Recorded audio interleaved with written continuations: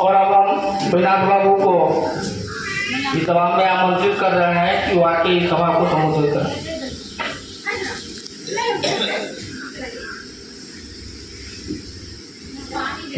बहुत बहुत धन्यवाद अजय बाबू।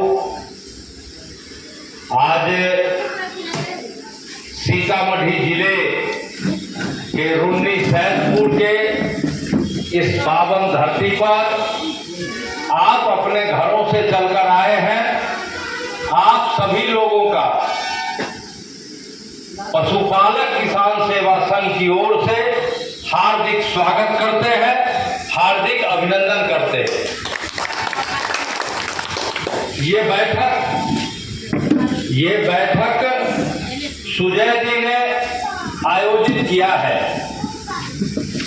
और 28 पंचायत हो गए हैं, जहां गांव गांव जाकर थोड़ा और आगे आ जाइए, थोड़ा कुर्सी खींचिए आगे और आगे खींच लीजिए कुर्सी। तो बात हो रही है तो नजदीक से 28 पंचायतों में सुजय जी आपके बगल में आपके पंचायत के हैं सुरेंद्र बाबू, अजय जी, दिनकर जी, दिवाकर जी, आज नहीं आए हैं सुबोध जी, और महिला साथी हैं जिनका की क्या नाम, लीला कुमारी। ये भी लगातार अपने काम को छोड़कर इस अभियान में, ये अभियान क्यों है? पशुपालक, इसके बैनर को पढ़िए। जितने लोग बड़े, सुरेंद्र बाबू और कपिल देव बाबू चले गए, पूर्व मुखिया जी, गणेश बाबू है बैठे हुए, इतने उम्र हुआ, बहुत सारे दलों का पर्चा पढ़ा होगा, बहुत सारे नेताओं का भाषण सुना होगा, बहुत सारे लोगों को मदद किया होगा, लेकिन इस तरह के कार्यक्रम में जीवन में कभी बैठे नहीं हो, ये पहली बार देखा हो। ये पशुपालक किसान, दुनिया में कोई बच्चा पैदा लेगा उसको सिर्फ दूध ही चाहिए, कोई दूसरा विकल्प नहीं। वो हिंदुस्तान में पैदा ले कि पाकिस्तान में पैदा ले कि अफगानिस्तान में पैदा ले कि तजाकिस्तान में पैदा ले कि उज्बेकिस्तान में पैदा ले कि चीन में ले कि बांग्लादेश में ले कि जर्मनी में ले कि जापान में ले कि फ्रांस में ले कि इटली में ले कि इंग्लैंड में ले, दुनिया के किसी देशों में कोई बच्चा, हिंदू हो, मुसलमान हो, सिख हो, ईसाई हो, जैन हो, बौद्ध हो, पारसी हो, बच्चा जब जन्म लेगा तो उसको सिर्फ दूध ही चाहिए। और दूध आएगा कहां से? या तो माय के थन में होगा, या गाय के थन में होगा, या भैंस के थन में होगा, या बकरी के थन में होगा, या भेड़नी के थन में होगा, या ऊँटनी के थन में होगा। इतना ही दूध बच्चे के लिए ग्राह्य है।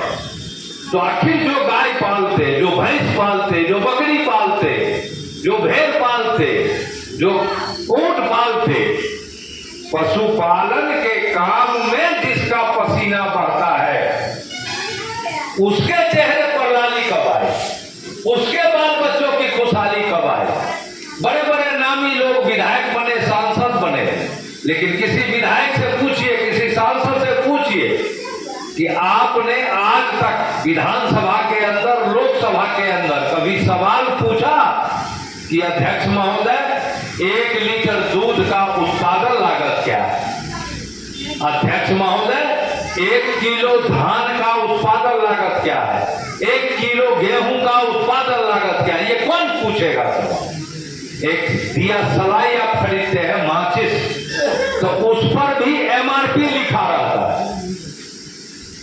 MRP लिखा रहता है। और हम जो सामान उत्पादित करते हैं, गेहूं, धान, मक्का या दूध उत्पादन करते हैं, इसका MSP लिखा रहता है, मिनिमम सपोर्ट प्राइस। सरकार समर्थन मूल्य जारी करती है, और जारी इसलिए करती है, और जो समर्थन मूल्य जारी करती है, उस समर्थन मूल्य पर पिछले साल धान आप लोगों का खरीद हुआ था क्या? तो बोलते नहीं आप लोग का, नहीं खरीद हुआ, तो बोलिएगा ना कि हुआ कि नहीं हुआ। गेहूं खरीद हुआ था, नहीं हुआ, मक्का नहीं। तो आखिर जो समर्थन मूल्य भी जारी किया, उस समर्थन मूल्य पर भी खरीद नहीं हो पाती। आखिर इसका कौन जिम्मेदार है? फिर भी चुनाव में नेता भी आएंगे, चुनाव का सभी लोकसभा में बड़े बड़े नेता आए, चुनाव जीत के चले गए, कोई हार गए, कोई जीत गए। जीतने वाले के पक्ष में भी बड़ी बड़ी सभाएं हुई, हारने वाले के पक्ष में भी बड़ी बड़ी सभाएं हुई।